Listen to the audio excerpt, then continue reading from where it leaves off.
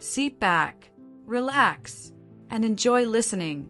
The living room fell into an unusual silence as RK stood before his family. His parents and sister sat stunned, their faces reflecting disbelief at what RK had just said. "I'm getting married tomorrow," RK repeated, trying to keep his tone steady. His father leaned forward, brow furrowed in confusion. Who are you marrying?" RK paused for a moment before replying, knowing the weight his next words would carry. "SB." The room froze. His mother's hand, which had been resting on the arm of the couch, dropped to her lap. His sister's eyes widened in pure shock, and even his father, a man who rarely let emotion show on his face, was clearly struggling to process the news. "SB? As in the SB?" his sister finally spoke, her voice barely above a whisper. "The most powerful businesswoman in the country? People can't even get an audience with her unless she allows it. How? How are you marrying her?" RK managed a faint smile. "We've been seeing each other for a while. We've decided it's time." His father shook his head slowly, the magnitude of the revelation sinking in. "SB, the woman whose name alone commands respect across industries, from politics to entertainment, the one whose decisions affect entire economies. She's going to be part of our family." RK nodded, trying to maintain his calm. "Yes, that's right." RK's mother was still trying to come to terms with it.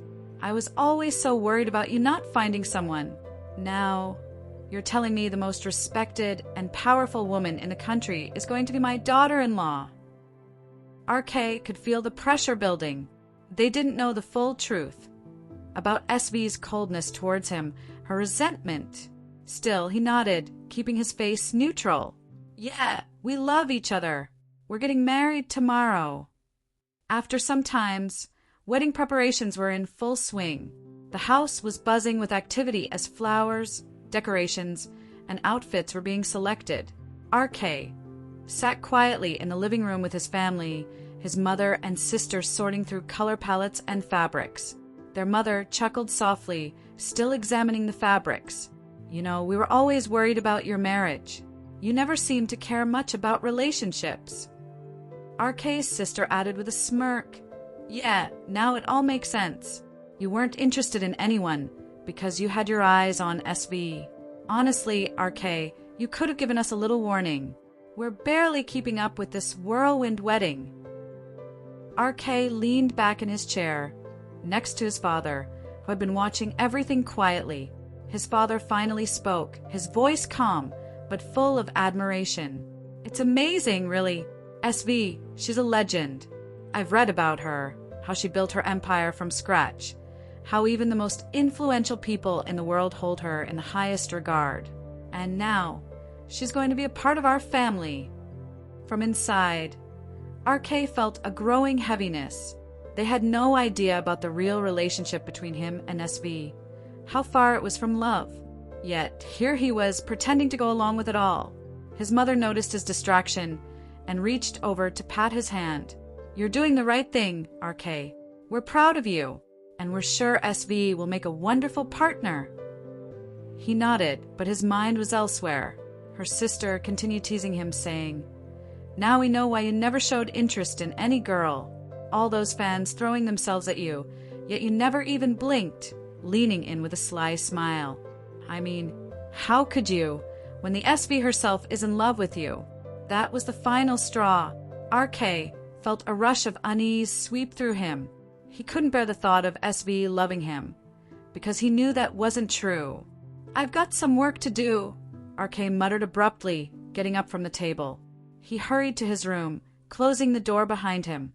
Inside, he tried to clear his head, pacing back and forth as he battled the storm of emotions swirling inside him.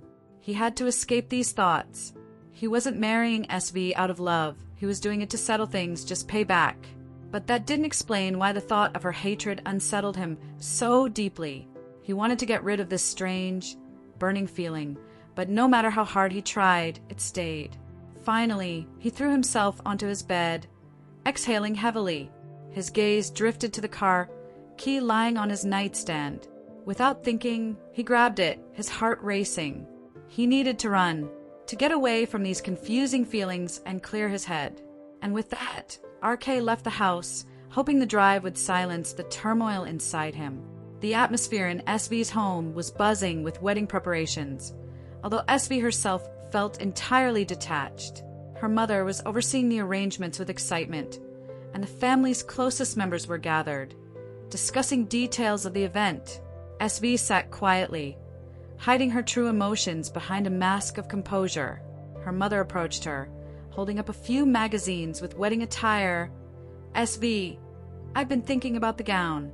I know you don't have time to pick, but I want to make sure everything is perfect for you. What do you think about these? SV barely glanced at it.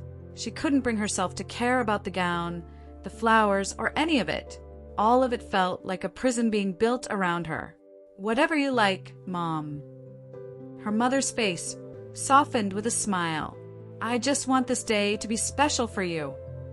SV clenched her fist under the table. How could she explain that this day, this marriage, was the furthest thing from what she wanted? Her mother had no idea how much SV hated RK, how every memory of him burned in her mind. For her, though, she would endure it. It will be special, Mom, SV said, forcing a smile that didn't reach her eyes. Because you're happy. At that moment, her aunt burst into the room, practically glowing with excitement. SV, do you even realize how lucky you are? She gushed, her words overflowing with enthusiasm. You're marrying RK. Do you know how many girls would give anything to be in your shoes? Every girl in the country is crazy about him, and he's chosen you over all of them. SV's hands clenched at her sides, her jaw tightening. She despised hearing RK's name, and the thought of being praised for something that filled her with such loathing made her blood boil. Her aunt continued, oblivious to the tension building in the room. SV had tolerated enough. Without a single word, she turned and got out of the room, leaving both her aunt and mother behind, her silence louder than any outburst. Her mother, now confused by SV's abrupt departure, glanced at her sister and sighed softly. Who exactly is RK? She asked, her brow furrowed. I've met him, but I don't really know much about him. Her aunt, still excited, eagerly answered, Oh, you don't know? He's part of the biggest boy band in the world, loved by millions. He's a leader, an inspiration. Honestly, he's the kind of person most people can only dream of meeting, let alone marrying.